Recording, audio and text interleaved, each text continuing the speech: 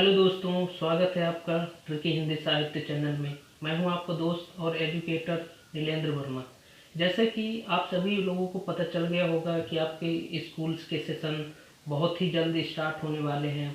ऐसे में मध्य प्रदेश सरकार ने जो फैसला लिया है कि अभी बच्चों की स्कूल्स के जो सेशन क्लासेस है वो ऑनलाइन ही चलेगी, अभी ऑफलाइन क्लासेस नहीं चलेंगी।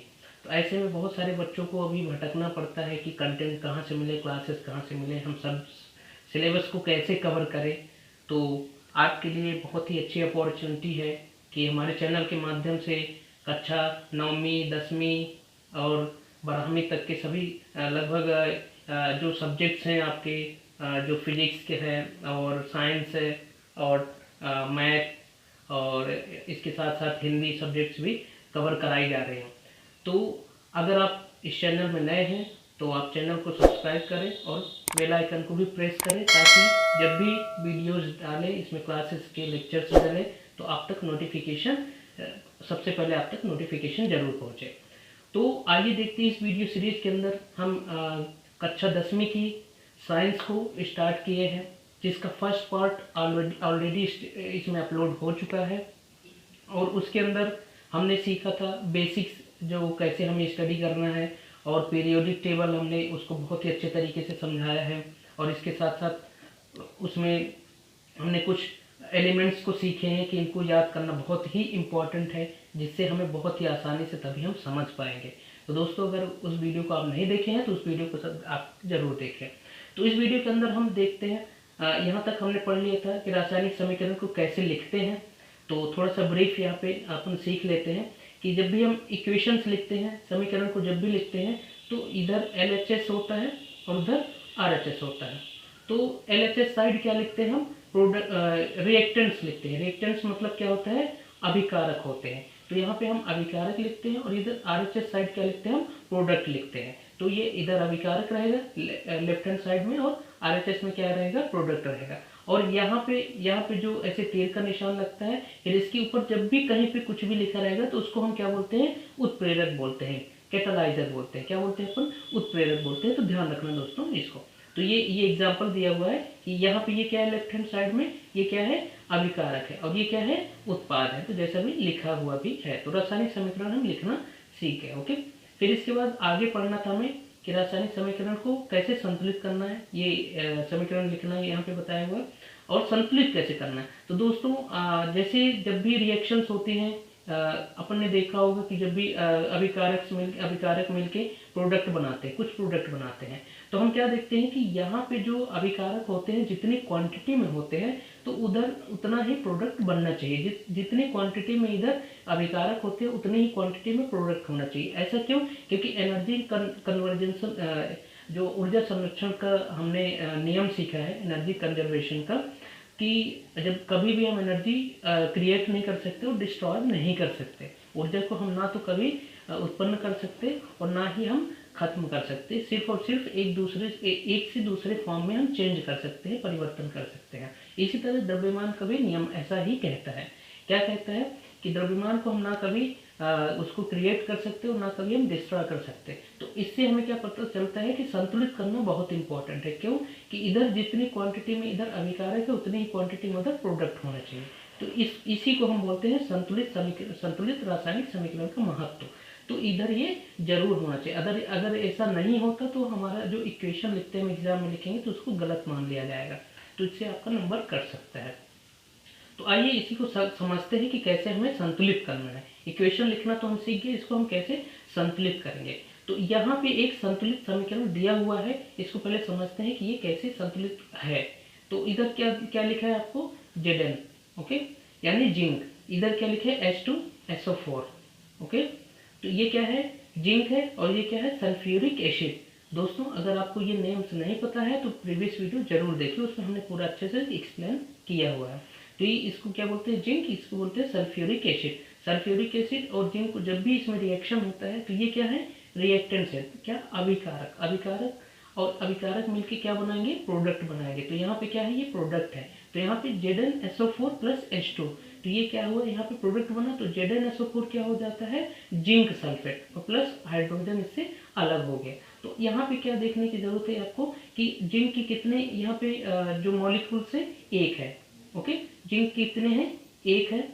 और H2SO4, अब H2SO4 की ये पूरा एक कंपाउंड है, तो ये इसके कितने हैं, एक है, इसके भी एक है। तो इधर इधर जो प्रोडक्ट बन रहा है ZnSO4, तो इधर इधर आप देखिए ZnSO4 है, तो जिंक इसमें कितना है, एक है, और SO4 भी कितना है, एक ही है, और हाइड्रोजन कितने हैं, दो है। तो यहाँ पे ध्यान देने वाली बात क्या है, यहाँ पे ये देखिए आप कि यहाँ पे भी सेम जिंक एक है, H2 मतलब दो हाइड्रोजन है, और SO4 एक है, तो यहाँ पे भी बिल्कुल सेम क्वांटिटी है। तो इससे क्या समझ आता है कि ये इक्वेशन क्या है, बैलेंस है, मतलब क्या, संतुलित समीकरण है।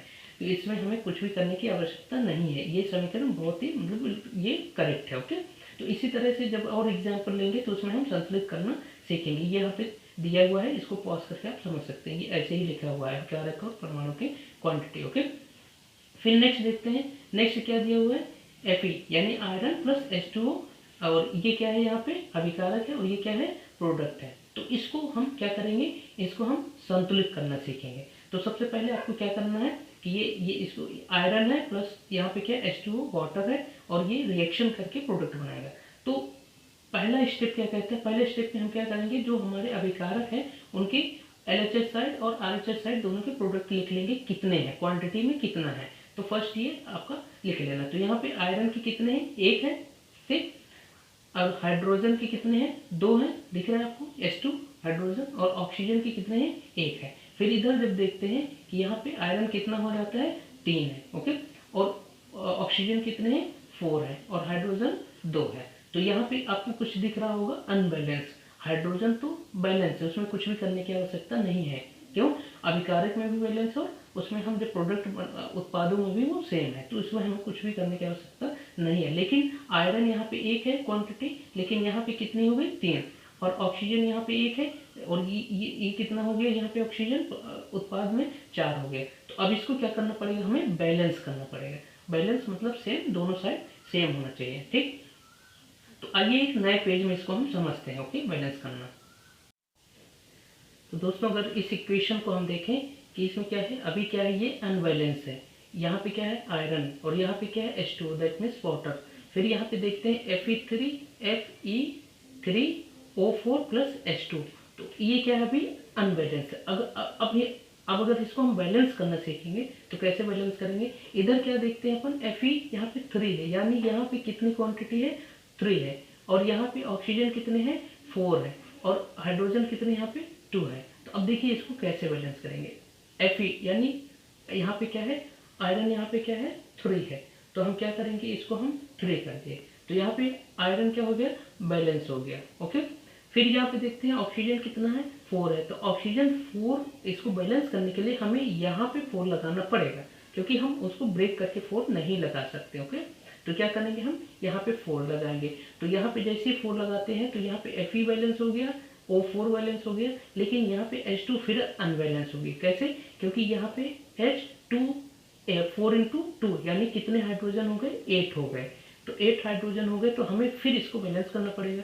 तो यहाँ पे हम क्या कर सकते हैं, यहाँ पे हम 4 लगाते हैं। अब देखिए यहाँ पे बैलेंस हो गया, कैसे, यहाँ पे भी 3 आयरन है, फिर यहाँ पे भी ये H2O कितने हैं, हाइड्रोजन, यानी कितने हाइड्रोजन, 8 है, ऑक्सीजन कितने हैं, 4 है, फिर इधर देखते हैं आयरन कितने हैं, 3, ऑक्सीजन कितने हैं, 4, और हाइड्रोजन कितना, 8 है। दैट मीन्स ये क्या हो गया, बैलेंस हो गया आपका इक्वेशन। तो दोस्तों इसी तरह से बैलेंस करना हम सीखते हैं, कि इसको हम हिट एंड ट्रायल मेथड बोलते हैं, कि जितना इधर प्रोडक्ट है उतना हम उधर हमें अभिकारक होना चाहिए, उसकी उतनी ही क्वांटिटी होनी चाहिए। तो इसको इस तरह से हम इसको बैलेंस करते हैं। तो दोस्तों इसी को ध्यान रखना है, इसको हम जब भी अपने क्वेश्चन पेपर में लिखेंगे एग्जाम में, तो इसको बैलेंस करके लिखेंगे, अदरवाइज ये मार्क्स कट जाता है, गलत हो जाता है। ओके, तो इसको ध्यान रखना है।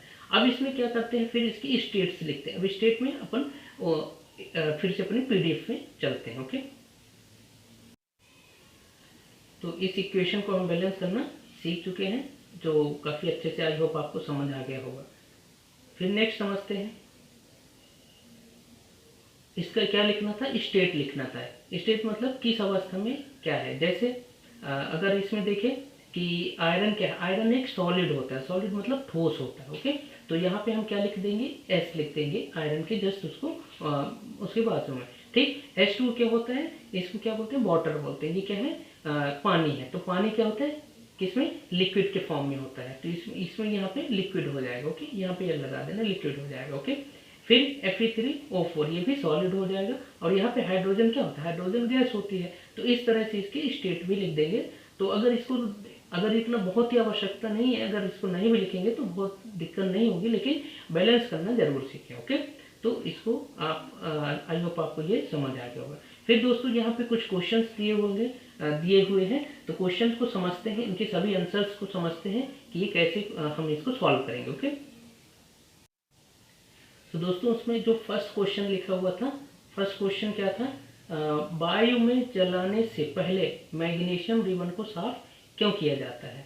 तो इसका आंसर जो लिखना है आपको, वायु में जलाने से पहले मैग्नीशियम रिबन को रेगमाल से रगड़ कर साफ कर देते हैं ताकि मैग्नीशियम ऑक्साइड और मैग्नीशियम कार्बोनेट की परत हट जाए जो वायुमंडलीय ऑक्सीजन और CO मोनोऑक्साइड, कार्बन मोनोऑक्साइड से अभिक्रिया के फलस्वरूप रिबन पर बना था। ऐसा करने पर मैग्नीशियम रिबन आसानी से जलने लगता है। तो दोस्तों इसका कहने का मतलब ये है कि जब भी कोई हम मटेरियल बाहर खुले में फेंक देते हैं तो उसमें क्या होता है, उसमें कई परतें चढ़ जाती है एनवायरनमेंट के अकॉर्डिंग। वायुमंडलीय जो क्योंकि वायुमंडल में हर कुछ अवेलेबल होता है, उसमें ड्राई भी होता है और बहुत सारी मात्रा में बहुत सारी गैसेस होती हैं और उसमें थोड़ी वाटर नमी भी मिल जाती है। तो इससे कोई ना कोई एक लेयर बन जाती है।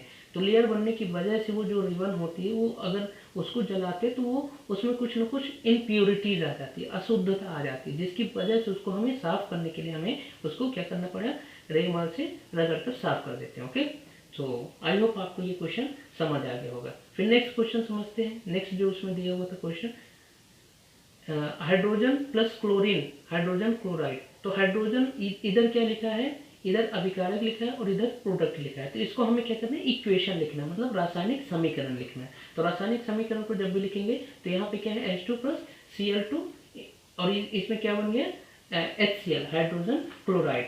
तो यहाँ पे देखना है, यहाँ पे बैलेंस है। कैसे, यहाँ पे हाइड्रोजन 2 है और इधर भी क्लोरीन 2 है। तो इधर इधर कितने हो गए, हाइड्रोजन 2 क्लोरीन 2। तो ये क्या है, बैलेंस है, बिल्कुल सही आंसर। इसी तरह second, barium chloride plus aluminium sulphate, एक जो इसमें जो प्रोडक्ट बनता है barium sulphate plus aluminium chloride. तो इसका जो इक्वेशन दिया हुआ है, इसका भी आप बैलेंस लिखा हुआ है, तो ये भी आपको इसको पढ़ लेना। ओके, सोडियम प्लस जल, सोडियम हाइड्रोक्साइड प्लस हाइड्रोजन निकल जाता है। तो सोडियम, इसमें ये सोडियम है और ये H2O है, जल है, इसमें सोडियम हाइड्रोक्साइड बन गया और ये हाइड्रोजन निकल गया। तो ये इसका आंसर हो गया। ओके, तो इसी तरह से प्रैक्टिस के क्वेश्चंस दिए हुए हैं। तो दोस्तों इसको वीडियो को पॉज करके आप ये इसको आप पढ़ के और थोड़ा प्रैक्टिस भी करें। ओके, तो आई होप आपको ये समझ आ गया होगा। ओके, इन सभी प्रश्नों को आपने समझ लिया और इसके आंसर्स भी आपको समझ आ गए होंगे। फिर आइए समझते हैं कि रासायनिक अभिक्रियाओं के प्रकार। तो ये भी इम्पोर्टेंट है, यही अक्सर क्वेश्चन आपके एग्जाम्स में आता है, तो इनको भी समझना बहुत ज़रूरी है। तो अगर सिंपली यहाँ पे देखें तो पहला क्या दिया हुआ है, संयोजन अभिक्रिया। संयोजन अभिक्रिया में क्या होता है, इसको कॉम्बिनेशन रिएक्शन बोलते हैं। कॉम्बिनेशन मीन्स होता है कि जब कोई भी दो कंपाउंड जुड़ के कोई एक प्रोडक्ट बना रहा हो। तो इसको हम सिंपली अगर सिंपल भाषा में देखें कि दो या दो से अधिक प्रोडक्ट वो रिएक्टेंट्स मिलके, विचारक मिलके कोई एक प्रोडक्ट बना रहा हो, तो इसको हम संयोजन की अभिक्रिया बोलते हैं। तो इसी तरह से आपको अपनी लैंग्वेज में लिखना भी है, बिल्कुल बहुत ही सिंपल तरीके से लिखना है और आपको एक इक्वेशन दिखा देना है। तो इस इक्वेशन को आप याद कर लें और इस इक्वेशन को एज इट इज लिख दें। कैल्शियम ऑक्साइड प्लस H2O, ये क्या है, यहाँ पे लिक्विड है। यहाँ पे क्या है, देखिए कैल्शियम ऑक्साइड क्या है, सॉलिड है, प्लस H2O क्या है, लिक्विड है। तो ये कैल्शियम हाइड्रोक्साइड बन गया और ये एक्वस। एक्वस मीन्स क्या होता है कि ये जो बॉटल में मिल जाए उसको हम एक्वस बोलते हैं, AQ लिखा हुआ होता है। तो ये क्या हो गया, संयोजन की अभिक्रिया। तो बिल्कुल सिंपल सा आपको इक्वेशन पूछा जाता है और इसको इतना ही आपको लिख के छोड़ देना है, तो आपको आंसर अच्छा मार्क्स मिल जाएगा। ओके, इसमें फिर नेक्स्ट समझते हैं। नेक्स्ट यहाँ पे वियोजन, सेकेंड वियोजन में क्या होता है, इसको डिकम्पोज होता है। अब उसमें क्या था कि दो कंपाउंड मिलके एक प्रोडक्ट बना रहा होता है। इसमें क्या है, उसका अपोजिट है कि एक कोई एक प्रोडक्ट होगा, मतलब कंपाउंड होगा, उस वो ब्रेक होके कुछ ना कुछ डिफरेंट डिफरेंट वहाँ पे प्रोडक्ट बनाएंगे। तो यहाँ पे देखिए, यहाँ पे FeSO4 मतलब आयरन, ये फेरस सल्फेट, फेरस सल्फेट। तो इसको अगर हम हीट करेंगे उसमें, अब देखिए रिएक्शन होने के लिए हमें कुछ ना कुछ तो देना पड़ेगा, तो हम क्या करेंगे, इसको हीट करेंगे। तो हीट करेंगे तो हम देखते हैं कि कुछ ना कुछ यहाँ पे ब्रेक हो रहा है, मतलब ब्रेक होकर कुछ यहाँ पे प्रोडक्ट्स बन गए। तो यहाँ पे प्रोडक्ट क्या बन जाता है, Fe2O3 फेरिक ऑक्साइड सॉलिड होता है, प्लस SO2 क्या, ये क्या हो जाता है, गैस है यहाँ पे। ओके, और ये यहाँ पे भी SO3 भी एक गैस है। तो ये भी आपको इक्वेशन उसका जस्ट अपोजिट हो जाता है। तो ये आई होप आपको ये भी समझ आ गया होगा वियोजन का भी। ओके, फिर नेक्स्ट आ जाता है, नेक्स्ट यहाँ पे आपको जो समझना है डिस्प्लेसमेंट की है, डिस्प्लेसमेंट की इक्वेशन है। दोस्तों इसका बचा हुआ पार्ट हम नेक्स्ट वीडियो में कवर कर लेंगे, तो चैनल को सब्सक्राइब कर लें ताकि आपको नोटिफिकेशन आपको मिल सके। ओके, थैंक यू दोस्तों।